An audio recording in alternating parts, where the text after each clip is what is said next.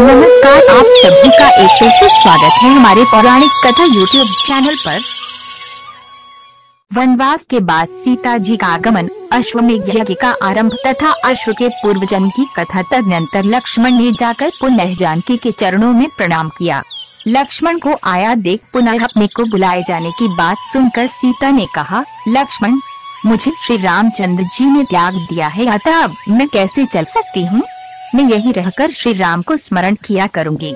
उनकी बात सुनकर लक्ष्मण ने कहा, माता, आप पतिव्रता हैं। श्री रघुनाथ जी बारंबार आपको बुला रहे हैं। पतिपरायणा स्त्री अपने पति के अपराध को मन में नहीं लाती, इसलिए आप रथ पर बैठकर मेरे साथ चलने की कृपा कीजिए। लक्ष्मण की ये बातें सुनकर सीता सभी तपस्विनी स्त्रियों तथा मुनियों को प्रणाम करके मन ही मन श्री राम का स्मरण करती हुई रथ पर बैठकर अयोध्या की ओर चली। नगरी में पहुंचकर वे सरयू तट पर गईं। सीता वहां जाकर रथ से उतर गईं और श्री रामचंद्र जी के समीप पहुंचकर उनके चरणों में लग गईं।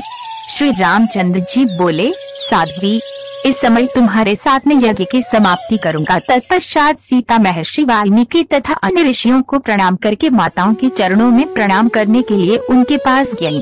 जानकी को आया देख कौशल्या को बड़ा हर्ष हुआ। सीता ने सभी माताओं के चरणों में प्रणाम करके उनका आशीर्वाद लिया।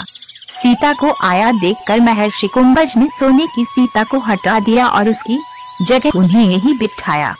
फिर उत्तम समय आने पर श्री रघुनाथ जी ने यज्ञ का कार्य आरंभ किया। उन्होंने महर्षि वशिष्ठ से पूछकर सभी महर्षियों तथा ब्राह्मणों की पूजा की और रत्न व सुवर्णों के भार दक्षिणा में देकर संतुष्ट किया।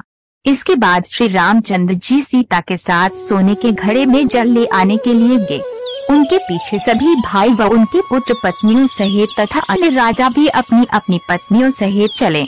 महर्षि वशिष्ठ ने सरयू में जाकर वेद मंत्र के द्वारा उसके जल को अभिमंत्रित किया। वे बोले, हे जल, तुम श्री रामचंद्र जी के यज्ञ के लिए निश्चित किए हुए इस अश्व को पवित्र करो। मुनि के अभिमंत्रित किए हुए उस जल को राम आदि सभी राजा यज्ञ मंडप में ले आए। उस जल से उस श्वेत अश्व को नहलाकर महर्षि कुंभज ने राम के हाथ से उसे अभिमंत्रित कराया। श्री रामचंद्र जी अश्व को लक्ष्य करके बोले, महावाह, ब्राह्मणों से भरे इस यज्ञ मंडप में तुम मुझे पवित्र करो। ऐसा कहकर श्री राम ने सीता के साथ उस अश्व का स्पर्श किया। उस समय ये बात सभी ब्राह्मणों को बड़ी विचित्र लगी। वे कहने लगे, अहो, जिनके नाम का स्मरण करने से मनुष्य बड़े बड़े पापों से छूट जाता है, वही श्री रघुनाथ जी ये क्या कह रहे हैं?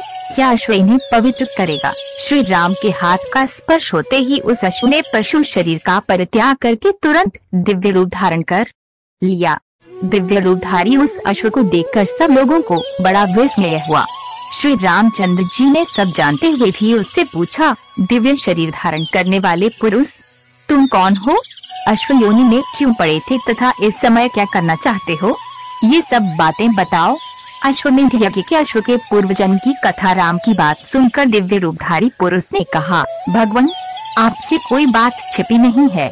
फिर भी यदि आप पूछ रहे हैं तो मैं आपसे सब कुछ ठीक ठीक बता रहा हूँ।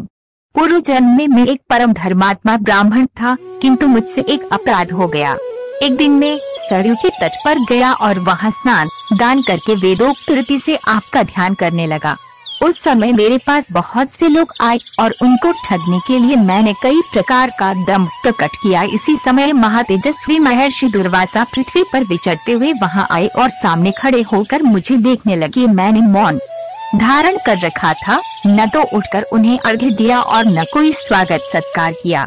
महर्षि दुर्वासा का स्वभाव तो यूं ही तीक्ष्ण है। मुझे दंभ करते देखकर वे प्रचंड क्रोध के वशीभूत हो गए तथा शाप देते हुए बोले, तापसाधम, यदि तू सरयू के तट पर ऐसा घोर दंभ कर रहा है तो पशु योनि को प्राप्त हो जा। मुनि के शाप को सुनकर मुझे बड़ा दुख हुआ और मैंने उनके चरण पकड़ लिए। तब मुनि ने मुझ पर महान अनुग्रह किया। वे बोले, डैश तापस, तू श्री रामचंद्र जी के अश्वमेध यज्ञ का घोड़ा बनेगा। फिर भगवान के हाथ का स्पर्श होने से तू दंभहीन एवं दिव्य रूप धारण करके परम पद को प्राप्त हो जाएगा। महर्षि का दिया हुआ ये शाप मेरे लिए अनुग्रह बन गया। अनेक जन्मों के बाद भी जिसकी प्राप्ति कठिन है, वही आपकी अंगुलियों का स्पर्श आज मुझे प्राप्त हुआ है। महाराज, अब आज्ञा दीजिए, मैं आपकी कृपा से महत पद को प्राप्त हो रहा हूँ। ये कहकर उसने श्री राम की परिक्रमा की और विमान पर बैठकर वे उनके सनातन धाम को चला गया। उसकी बातें सुनकर अन्य साधारण लोगों को भी श्री राम की महिमा का ज्ञान हुआ। तदनंतर मुनि श्रेष्ठ वशिष्ठ जी बोले, रघुनंदन, आप देवताओं को कर्पूर भेंट कीजिए, जिससे वे प्रत्यक्ष प्रकट होकर हविष्य ग्रहण करेंगे। ये सुनकर श्री रामचंद्र जी ने देवताओं को सुंदर कर्पूर अर्पण किया। महर्षि वशिष्ठ जी ने प्रसन्न होकर देवताओं का आवाहन किया। मुनि के आवाहन पर सभी देवता अपने अपने परिवार सहित वहां पहुँचे। यज्ञ की हवि का इंद्र सहित सभी देवताओं ने आस्वादन किया। इसके बाद सभी देवता अपना अपना भाग लेकर अपने धाम को चले गए। स्त्रियां श्री राम के ऊपर लाजाखिल की वर्षा करने लगी। तब श्री राम ने सीता के साथ सरयू के पावन जल में स्नान किया। इस प्रकार भगवान श्री राम ने सीता के साथ 3 अश्वमेध यज्ञों का अनुष्ठान किया। और समस्त व्रत कथाओं को सुनने के लिए आज ही हमारा चैनल सब्सक्राइब करें और हमारे नई व्रत कथा का नोटिफिकेशन पाने के लिए बेल आइकन दबाना न भूलें।